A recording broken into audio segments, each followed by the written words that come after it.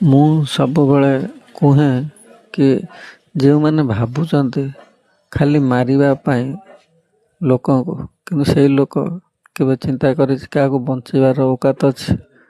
ମାରିବା କଥାକୁ ସବୁବେଳେ ମୁଣ୍ଡରେ ପୁରାନ୍ତି, କିନ୍ତୁ ବଞ୍ଚେଇବାର ଔକାତ କାହାର ନଥାଏ।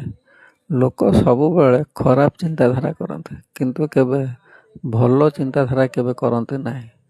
ଭଲ ଉନ୍ନତ ଚିନ୍ତାଧାରା, କିନ୍ତୁ କୂଟନୀତିର ଚିନ୍ତାଧାରାକୁ ସବୁବେଳେ ଲୋକ ପ୍ରୟୋଗ କରନ୍ତି, କିନ୍ତୁ କାହାର ଉପକାର ହେବ ସେ ଜିନିଷକୁ କେବେ ଚିନ୍ତାଧାରା କରନ୍ତି ନାହିଁ।